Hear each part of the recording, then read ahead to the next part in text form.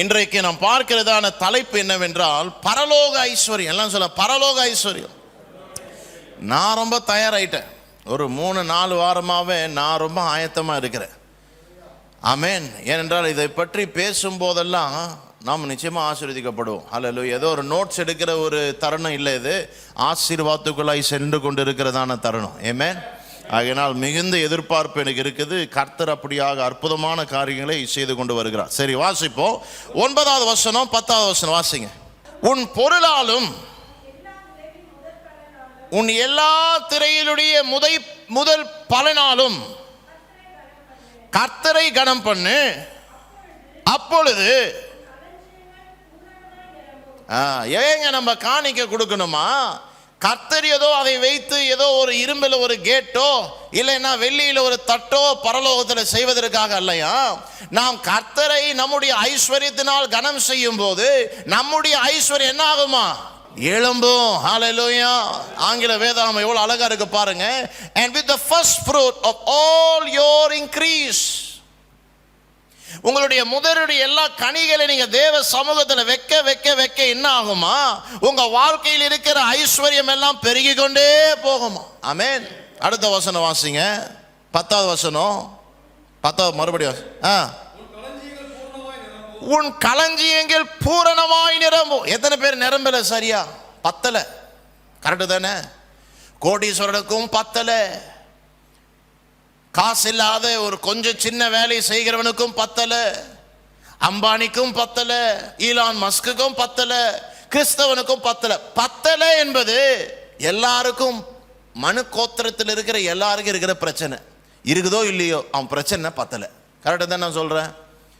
நான் படிப்பேன் பாருங்க, நியூஸ் பேப்பர்லாம் $200 பில்லியன், அதாவது இந்தியன் நியூஸ் பேப்பரை சொல்றேன், அவங்க வாங்கினாங்க. கொஞ்ச நாள் கழிச்சு பார்த்தீங்கன்னா அவர் ஏதோ தப்பு பண்ணியிருப்பார். ஏன்னா பத்தல. இன்னும் அந்த கிரீடு வந்துட்டே இருக்கு. பத்தல பத்தல பத்தல பத்தல, இது மைண்ட்ல ஓடிட்டே இருக்குதான். ஆண்டவர் என்ன சொல்றாரு? your barns will be filled with plenty. ஹல்லேலூயா. நிரம்பி வழியும். ஆமென். அப்படியே வாசிங்க. உன் ஆணைகளையும் புரண்டு நிற்கும் இல்லை, ஓடும். ஹல்லேலூயா. அப்ப கொடுக்கிறதுனால் வருகிற அனுபவம் என்னவென்றால் உன்னுடைய களஞ்சியங்கள் நிரம்பிக் கொண்டே இருக்கும். நிரம்புறது மாத்திரம் இல்லைங்க, நதியை போல போவோம். அதுக்கு என்ன அர்த்தமா? நதி என்பது என்ன குறிக்குமா? ஜீவனை குறிக்கிறது. ஹல்லேலூயா. நீ எங்கெல்லாம் பணத்தை செலவழிக்கிறியோ, யாரெல்லாம் உன் பணத்தை தொடரானோ அவன் எல்லாம் ஆசீர்வதிக்கப்படுவான். ஹல்லேலூயா. நீ ஒரு வீடு கட்டா நீ மாத்திரம் பர்த்டே கேக் கட் பண்ண மாட்டே, உன் தெருவில் இருக்கிற எல்லாருமே சந்தோஷமா இருப்பா. ஹல்லேலூயா. நீ ஒரு ஹாலிடே ஒரு ஹோட்டல் இருந்தா நீ மாத்திரம் பிரியாணி சாப்பிட மாட்டேன், அங்க வேலை செய்கிறவனுக்கும் சந்தோஷமா இருக்கும். ஹல்லேலூயா. எல்லா பேர்லாம் வருவாங்க பாருங்க என்கிட்ட, இந்த சர்வீஸ்ல வருவாங்க, ஹோட்டல்ல போய் சாப்பிடும் போது, சார் நீங்க வந்தாலே எனக்கு ரொம்ப சந்தோஷமா இருக்கு சார். ஹல்லேலூயா. ஏதோ டிப்ஸ் கொடுக்கறதுனால நினைச்சிக்காதீங்க, அவங்க சொல்றதுதான் சில பேர், சார் நீங்க வந்தாலே எனக்கு ஹாப்பியா இருக்கு சார். ஏன் ஹாப்பியா இருக்குது? கொடுக்கிறவன் வந்தா ஹாப்பினஸ் வரும். ஹல்லேலூயா. உன் வாழ்க்கையில வேதனை இருந்தாலும் அந்த வேதனை போயிடும். ஏன்னா நீ கொடுப்பது என்பது பரலோகத்தையே உன்னை சுற்றிலும் எடுத்து கொண்டு போகிறாய். ஆமென். ஆண்டவர் சொல்றாருப்பா, நீ கொடுக்க மட்டும் தொடங்கிட்டேன்னா உன் பேங்க் எல்லாம் ஃபுல் ஆயிடும். அது ஃபுல் ஆகி என்னடா நம்ம பண்றது? சரி, நகையை வாங்குவோம். நகை கடைக்கு போனா நகை கடையில் இருக்கிறவெல்லாம் ஆசீர்வதிக்கப்படுவான். ஹல்லேலூயா. சரி, ஒரு வீடு வாங்குவோம். நீ வீடு வாங்க போனா உன் வீடு பக்கத்துல வீடை வாங்கிட்டு எப்படிடான கடனை முடிக்க போறேன்னு இருக்கிறவன் கடனை முடிப்பான். ஹல்லேலூயா. நீ கடனை முடிக்கிறது இல்ல சாட்சி, உன்னுடைய பக்கத்துல வீட்டு இருக்கிறவன் கடனை முடிக்க வைக்கிறதான் சாட்சி. ஹல்லேலூயா. கடவுள் சொல்றார், உன் வாழ்க்கையை நான் அப்படியே தான் ஆசீர்வதிச்சிருக்கிறேன். ஹல்லேலூயா. நீ போகிற இடத்தில் நீ ஆசீர்வாதமாக இருப்பாய். ஹல்லேலூயா. உன் பணத்தை தொடுகிறவன் சுகமாவான். ஹல்லேலூயா. உன் முகத்தை பார்க்கிறவன் சிரிப்பான். ஏனென்றால் நீ கொடுக்கிறவன். எல்லாரும் சொல்ல, என் கரங்கள் கொடுக்கிற கரம். ஆண்டவர் சொல்றார், அந்த கொடுக்கிற ஒரு தருணம், அந்த விதைக்கிற அந்த தருணத்தினுடைய பெயர் என்னவென்றால் ஆஃபரிங் செரமனி இல்லையா, கர்த்தரை கனப்படுத்துகிறதான தருணம். Honouring God. ஹல்லேலூயா. அப்ப இந்த காணிக்கை போய் பிரதர் தியாகம் கொண்டு வர்றாங்க முன்பதாக, அது என்ன அர்த்தமா? ஏதோ 5 பொத்த போடுறன்னு அர்த்தம் இல்லையா. அது நீங்க கர்த்தருக்கு கொடுக்கிற கனம். ஹல்லேலூயா. எல்லாம் பார்த்து கொண்டு இருக்கிறவர்கள் உங்களுக்கும் சொல்றேன், கர்த்தர் உங்களோட இருந்த பணத்தை எதிர்பார்க்கல, கனத்தை எதிர்பார்க்கிறார். ஹல்லேலூயா. ஏதோ 5000 கொடுக்கணும், 100 ரூபாய் கொடுக்கணும், 500 ரூபாய் கொடுக்கணும் எதிர்பார்க்கல, கனத்தை எதிர்பார்க்கிறார். நீ கனத்தோடு விதையை நீ விதைச்சு பாரு, உன்னுடைய களஞ்சியங்களை நிரப்பி பார்ப்பார். அந்த களஞ்சியங்கள் நதியை போல ஓடும். ஹல்லேலூயா. ஆமென். பிலிப்பியர் 4ஆம் அதிகாரம் 17 இருந்து 17 வசனம் வாசிங்க. ஆசீர்வதிக்கப்பட்டே தீரணும். இது ஏன் விருப்பம் இல்லை, கர்த்தர் விருப்பம். ஹல்லேலூயா. ஏதோ இந்தியர்கள்லாம் நம்ம எல்லாம் ரொம்ப ஏழையா இருக்கோம், அதை போல செய்தி இல்லைங்க. பணக்காரனையும் பார்த்து இந்த செய்தியை நான் தான் பேசணும். ஹல்லேலூயா. நீங்க போயிட்டு ஏழையை பார்த்து இந்த செய்தியை பேசணும்னு நினச்சிடாதீங்க. பணக்காரனை பார்த்தாலும் இந்த செய்தி தான் பேசணும், ராஜாவை பார்த்தாலும் இந்த செய்தியை தான் பேசணும். எவ்வளோ பெரிய ஷேக்காக இருந்தாலும் கேட்கணும். ஷேக்கு, உன் வீட்டில் இருக்கிற ஆயிலை வச்சு நீ வாழ்ற, பரலோகத்தில் இருக்கிற ஆசீர்வாதம் வச்சு நான் வாழ்றேன். ஹல்லேலூயா. உனக்கு வேணும்னா நீயும் கேளு. ஆமென். சரி வாசிங்க. நான் உங்ககிட்ட இருந்து கிஃப்டை எதிர்பார்க்கலப்பா. நீ கொடுக்குற 5, 10, 500, 1000, 5 லட்சம், 10 லட்சம் இதெல்லாம் நான் எதிர்பார்க்கல. உன் அக்கௌண்ட்ல சேரணும்னு எதிர்பார்க்குறேன். நான் சொல்லலைங்க, பவுல் சொல்றார். எல்லாம் சொல்லுங்க, என் அக்கௌண்ட்டை குறித்து கர்த்தர் விருப்பப்படுகிறார். என்ன ஒரு மாதிரியே பார்க்காதீங்க, பவுல் சொல்ற வார்த்தைங்க. வாசிங்க.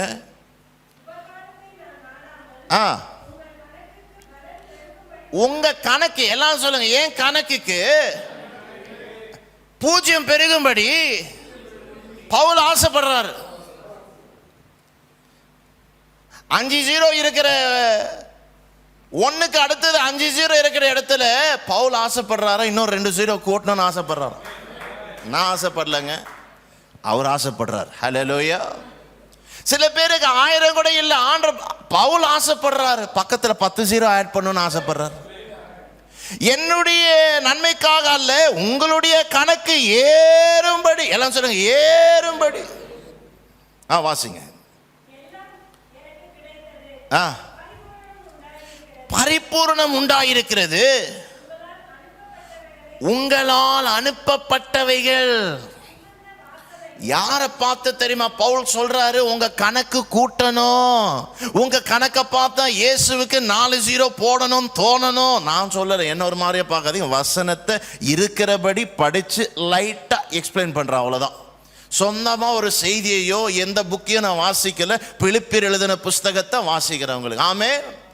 யாரை பார்த்து நான் கூட்டணும், யாருடைய நம்பரை நான் ஏத்தணும்னு பவுல் விருப்பப்படுகிறானா, யாரெல்லாம் விதைத்தார்களோ. ஹல்லேலூயா. நீங்க விதைக்கும் போது கர்த்தர் சமூகத்திலே, தேவ சமூகத்திலே ஒரு எண்ணம் வருமா. அந்த எண்ணம் என்னவா, பேங்க் ஆஃப் பரோடாவில் இருக்கிற அக்கௌண்ட், ஸ்டேட் பேங்க்ல இருக்கிற அக்கௌண்ட், ஸ்டாண்டர்ட் சார்ட்டர்ட்ல இருக்கிற அக்கௌண்ட் ஏத்தணும்னு ஒரு எண்ணம் வருமா. கையை தட்டணும் இங்க நீங்க. ஹல்லேலூயா. ஐயோ அக்கௌண்ட்டை பார்த்துட்டே இருக்கிறது இல்லை. ஜிபே ஒரு 4 பேருக்கு பண்ணிட்டு உங்களுடைய பேமெண்ட் வரலையேன்னு 1000 வாட்டி பார்க்குற. கர்த்தர் சொல்றாரு, ஓ நம்பரை கூட்டுறது நான். ஹல்லேலூயா. உன் பாஸ் இல்லப்பா, நான் கூட்டுறேன் உன் நம்பரை. ஏனென்றால் நீ கொடுத்த, அதை நான் பெற்றுக்கொண்டேன். நீ கொடுக்கும் போது ஏதோ நீ கர்த்தர் கொடுக்கிற நினைக்காத, அதை அவர் பெற்றுக்கொள்ளுகிறார். ஹல்லேலூயா. சில பேர்லாம் என்ன கேட்பாங்க பாருங்க, பிரதர் உங்களுக்கு நான் காணி கொடுத்தேன், நீங்க பெற்றுக்கொண்டீங்களா? ஏன் அவங்களுக்கு தெரியும் எங்க யாரை எடுத்துட்டு ஓட போறது.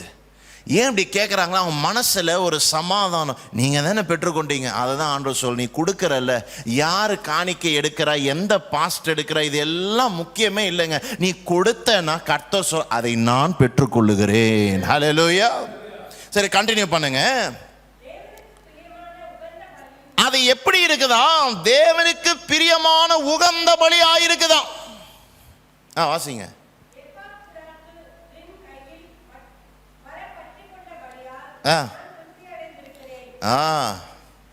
என்ன சொல்றாரு பவுலப்பா, நீங்க கொடுத்தீங்க காணிக்க, அந்த காணிக்கை எப்படிப்பட்ட காணிக்கையா, தேவ சமூகத்துல உகந்த காணிக்கையா இருக்குதான். ஹல்லேலூயா. நீங்க மனரம்யமாக விதைக்கிறதான அது 1 ரூபாவா இருக்கட்டும், தேவனை கனம் செய்யும்படியா நீங்க விதைக்கிறதான காலனாவா இருக்கட்டும், கர்த்தர் சொல்றார் என் சமூகத்தில் அது உகந்த வாசனையா இருக்குது. ஹல்லேலூயா. பவுல் சொல்றார், இதை நான் பெற்றுக்கொண்டேன். ஹல்லேலூயா. இதை தேவன் பெற்றுக்கொண்டார். ஹல்லேலூயா. ஆகையினால் உன் கணக்கு கூட போகுது. ஆமென். நீ உன் பாக்கெட்ல இருக்கிற அந்த 5 நாவை ஜெபம் பண்ணி மனரம்யமாய் கொடுத்து இப்போ உனக்கு கூட கூடையா வரப்போகுது. ஹல்லேலூயா.